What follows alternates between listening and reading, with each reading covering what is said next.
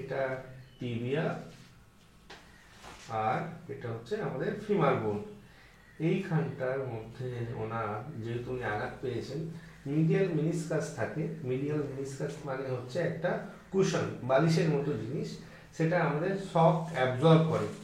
এইটা ওনার চোট পায়, সেই জন্য ওনার এই জায়গাতে একটা হাঁটাচলা করার সময় ব্যথা হয়। তো আমরা এই জায়গাটাকে কিভাবে ঠিক করছি এই ভিডিওতে দেখাবো।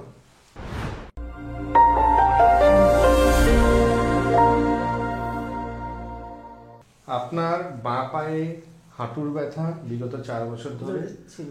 হ্যাঁ, আর কোমরের ব্যথাটা কতদিন? এই হাঁটুর ব্যথাটা চলতে চলতে পায়ের নিচে উঠল, তারপর আস্তে আস্তে কোমরটাও ধরে নিল। আচ্ছা, এটা কতদিন ধরে হচ্ছে কোমরের ব্যথাটা? বেশ 2-3 বছর তো হয়ে 2-3 গেছে। বছর। হ্যাঁ, আপনার সুগার আছে এবং আপনার থাইরয়েড আছে। আছে।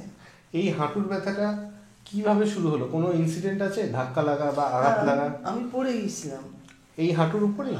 একদম হাঁটু নিয়ে ল্যাপটপ নিয়ে এমনভাবে পড়েছিলাম, একদম ওইভাবে পড়েছি। পড়ার পরে হাঁটুতে খুব চোট পেয়েছিলাম। আচ্ছা। কিন্তু তখন আমি হাঁটুটা অতটা গুরুত্ব দেইনি, যে ঠিক আছে পড়ে গেছি, একটু গরম শেক ঠান্ডা শেক দিয়েছি, করেছি সেইভাবে। কিন্তু আমি এটাকে ডক্টর দেখিয়ে রিলিফ পাওয়ার জন্য কোনো ব্যবস্থা করিনি। তারপরে আস্তে আস্তে এটা আস্তে আস্তে বাড়তে থাকে। বাড়ার পরে তখন আমি ডক্টর দেখিয়েছি, এক্সরে করেছি। কিন্তু ডক্টর যেহেতু ওই মেডিসিন খাওয়ার ব্যাপারটা থাকে, তো সবসময় মেডিসিন, তো ওখানে একটা কত ভয় ছিল যে মানে সবসময় যদি আমি পেন কিলার খেয়ে যাই, আর আমার জীবনটা একটু কর্মব্যস্ত জীবন, সেখানে যদি আমি পেন কিলার খেয়ে যাই, সেখানে কিডনির একটা সমস্যা আসতে পারে, সেই ভয়টা আমার ছিল, যার জন্য আমি আপনার কাছে এসেছি।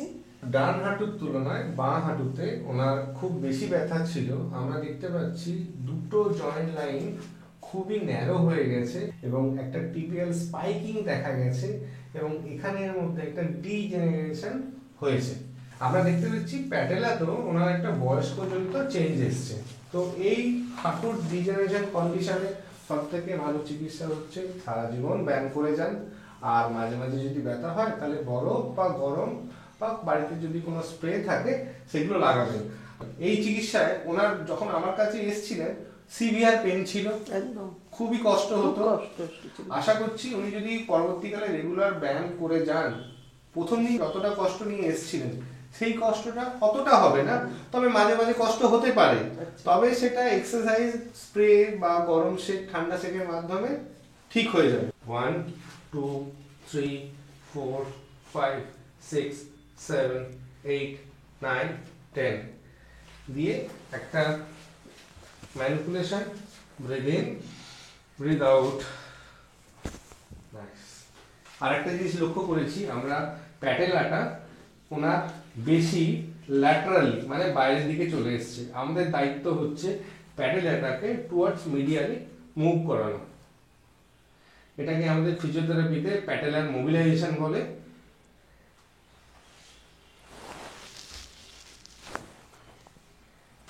এবার আমরা লঙ্গিচুনালি মানে হচ্ছে লম্বালম্বি ভাবে আমরা হাঁটুর মধ্যে একটা ডিস্ট্রাকশন ফোর্স ক্রিয়েট করব। Breathe in breathe out. Long axis বরাবর আমরা ট্যালোকুরাল জয়েন্ট মানে আমাদের অ্যাঙ্কেল জয়েন্টে adjustment. Breathe in breathe out. ওনার এখানেও একটা ব্যথা আছে, তো এই ব্যথাটা অনেকটা কমেছে।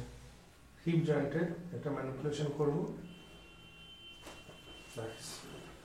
Heap joint distraction.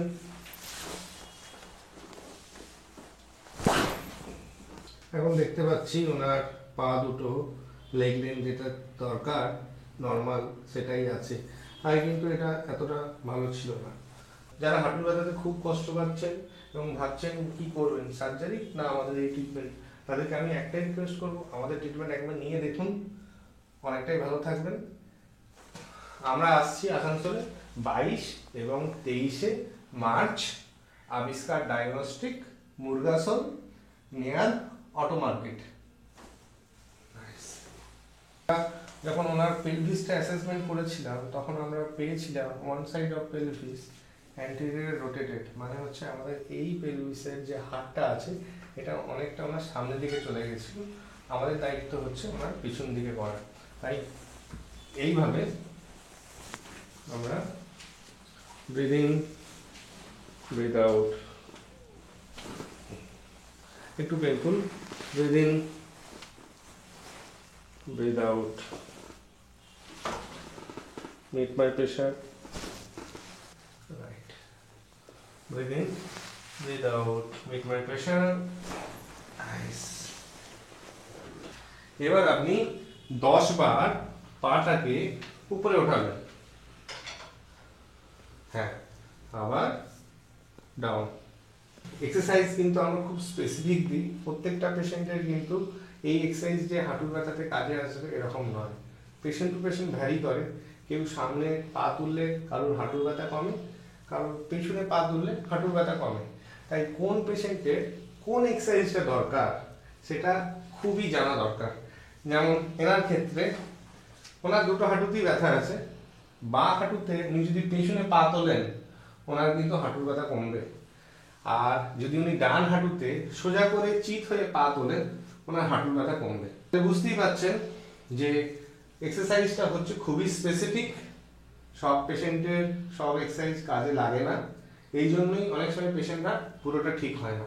আমরা দেখেছিলাম হ্যামস্ট্রিং মাসল অনেক ওনার ওভারহ্যাড। হ্যামস্ট্রিং মাসলকে আমরা ইনহিবিট করার জন্য ড্রাই নিডলিং ইউজ করছি, মেনলি বাইসেপ ফিমোরিস, ব্যথা লাগলে বলবেন।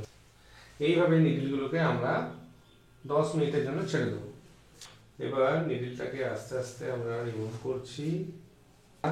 পা তোলার সময় এখানটা ব্যথা করতো, খুব ব্যথা করতো, তো আমরা সেটা প্রথমে দেখাইনি।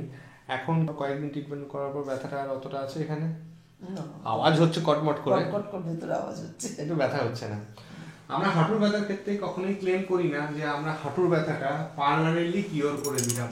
প্রথম দিন যতটা কষ্ট নিয়ে এসেছিলেন আমরা আমাদের অ্যাডভাইস অনুযায়ী সেই কষ্ট আপনাকে আর ভোগ করতে হবে না।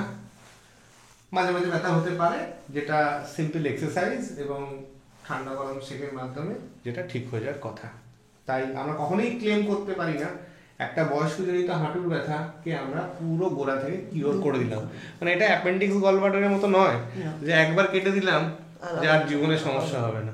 তাই সমস্যা আবার হবে, তবে এক্সারসাইজের মাধ্যমে আপনি অনেকটাই ভালো থাকতে পারেন। আমরা এরকম অনেক ইনফরমেটিভ এবং অ্যাওয়ারনেস ভিডিও আপনাদের সামনে আনবো, তাহলে আপনারা জানতে পারবেন কিভাবে আপনারা খুব তাড়াতাড়ি সুস্থ হবেন। আর ভিডিওটা আপলোড করতে পারি তো? একদম। Thank you.